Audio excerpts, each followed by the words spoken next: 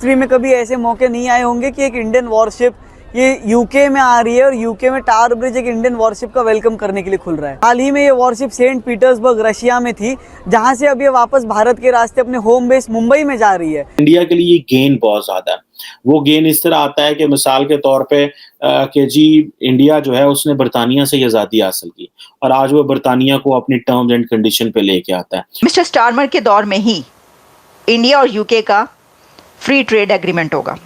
Election की वजह से जो उसके अंदर कुछ थोड़ा सा ताखिर ये पॉज आया था, अब ये कहा जा रही है बात कि वो पहले से ही ये तय कर चुके हैं। आज आपको बड़ी जिम्मेदारी से कह रहा हूँ, अच्छा 2000 साल पहले अर्थशास्त्र में जो कुछ लिखा गया, आज जमीन पर अमेरिका, बरतानिया, यूरोप, ये तमाम ने वही अदारे बनाए। ये सब चीजें 2000 साल पहले जो हिंदुस्तान के हिंदुस्तान में हो चुकी हैं। इस तरह इंग्लैंड ने इंडिया के साथ जो इंगेज कर रहा है विजन 2030 या रोड मैप 2030, तो पाकिस्तान के साथ भी इस तरह की कुछ चीज जो है वो की जाए, लेकिन बरतानिया ने उसके ऊपर जो है वो एग्री नहीं किया था। So forget 2030, they are talking of 2047 की बात कर रहे हैं। दोस्तों, अगर कल ओलंपिक में लोन लेना और रोल ओवर करवाना, अगर ये एक इवेंट बन जाए, किसी का बाप पाकिस्तानियों को नहीं छू सकता।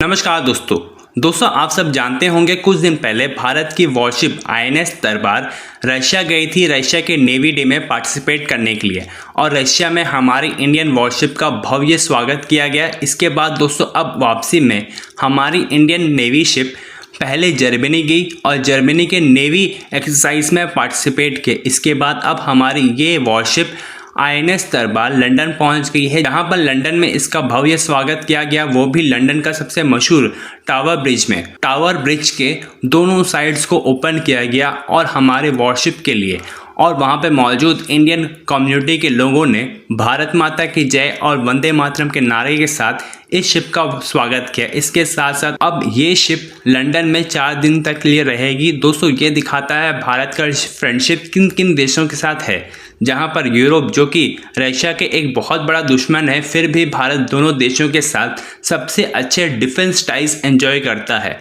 तो चलिए इसी पर आगे पाकिस्तानी मीडिया का रिएक्शन देखते हैं। जो काम अमेरिका इंडिया के साथ इंगेज होना चाह रहा है, इंडियन बरतानवी यूनी लाइंस पे काम कर रहे हैं।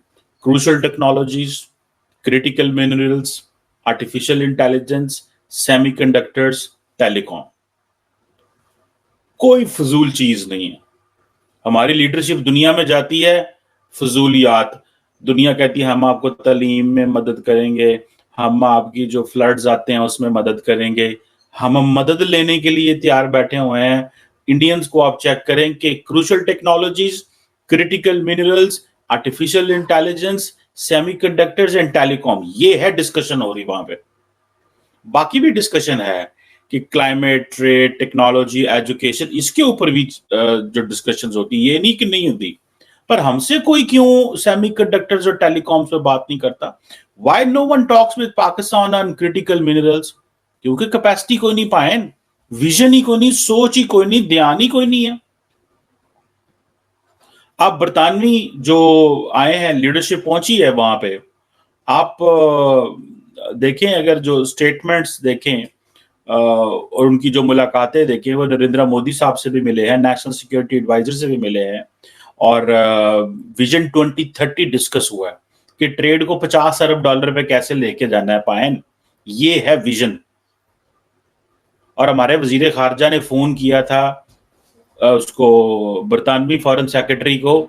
उसकी वजह यह है कि बरतानवी पार्लियामेंट के अंदर पाकिस्तान के खिलाफ एक वहां पे डिस्कशन हुई है कि पाकिस्तान की डेमोक्रेसी एडी पैड़ी क्यों है, और वो पाकिस्तानियों ने फाइनेंस की है। और जो वहां पे जो मेंबर पार्लियामेंट थे, वो भी आजकल तो जिसे कहते हैं ना, पाकिस्तान के खिलाफ बात करना तो मतलब इंज गल हुंदी। पाकिस्तानियों ने बरतानवी पार्लियामेंट में बैठ के पाकिस्तान के खिलाफ ही सारा काम किया, और पाकिस्तान की हुकूमत जो है वो थरथरा रही है, कांप रही है। अब हम क्या करें, हमारा तो वहां भी कोई कॉन्टेक्ट ही नहीं है। आज 20-25 दिन हो गए थे अमरीकी बरतानवी फॉरेन सेक्रेटरी को ऑफिस संभाले हुए।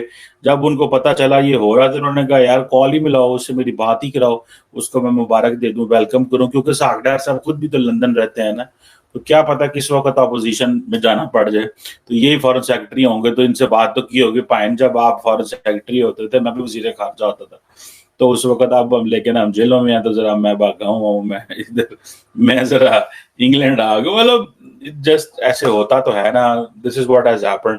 अभी थोड़ा 2 साल पहले ही तो ये सारी लीडरशिप जो भी रूल कर रही है बरतानिया से आई है, ये सारी बरतानिया चली जाती है, या हमारे लीडर जेलों में चले जाते हैं, या बरतानिया चले जाते हैं, या दुबई चले जाते हैं, या कहीं और चले जाते हैं। वो सिर्फ पाकिस्तान तब होते हैं जब रूल करना होता है, जब रूलिंग खत्म हो गई फिर वो सज्जे खबे हो जाते हैं, या जेलों में चले जाते हैं। मतलब ये एक अजीब किस्म का, जिसे कहते हैं ना, मखमस में क्या लफ्ज है उर्दू का। बहरहाल क्वेश्चन ये है कि ये जो रोड मैप 2030 है, इसके ऊपर बात अगर करें, एक सारी बात है, बायलैटरल कोऑपरेशन है ही है, वो उसके ऊपर बात कर रहे थे कि जो with the changing contemporary realities around the world, जो बायलैटरल रिलेशन है उसको ऊपर लेके जाना है, बायलैटरल कोलैबोरेशन कैसे बढ़ानी है, defence, security, migration, mobility, IT, ये सारे फैक्टर्स डिस्कस हुए हैं। ये जो माइग्रेशन एंड मोबिलिटी है ना, ये इंडिया के लिए बड़ा इंपॉर्टेंट है, because India believes that other than exports which India is doing, human resource is also an export. So if India is able enough to send sizable human resource which can return remittance, ये तो बड़ी जबरदस्त बात है। ये तो इंतहाई जबरदस्त बात है कि अगर ये इंडियंस कर सके कि ह्यूमन रिसोर्स, मोबिलिटी और माइग्रेशन को अगर लीगल शक्ल दे दी जाए।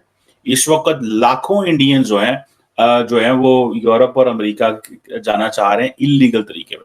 मुझे किसी ने बताया दैट फ्लाइट्स इंडिया से उड़ती हैं, सर्बिया आके उतरती हैं, और वहां से वो सारे यूरोप में आते हैं। I have met all these Indians by the way in different parts of the Europe. मैं उनसे मिला हूँ, उन्होंने बताया कि पहले सर्बिया जाने के लिए वीजे चाहिए होते थे, अब वीजे नहीं चाहिए होते, अब वीजा चाहिए होता है, लेकिन वीजा लग जाता है। But they go Serbia, and Serbia से वो पता नहीं हंगरी के किधर निकलते हैं, यूरोप आ जाते हैं। सो इंडियंस कहते हैं कि अगर हम इन अपने लोगों को अच्छे तरीके से माइग्रेट करवा के दुनिया में भेजें, तो ये भी तो हमें डॉलर भेजेंगे ना, ये भी हमारी एक्सपोर्ट की एक है।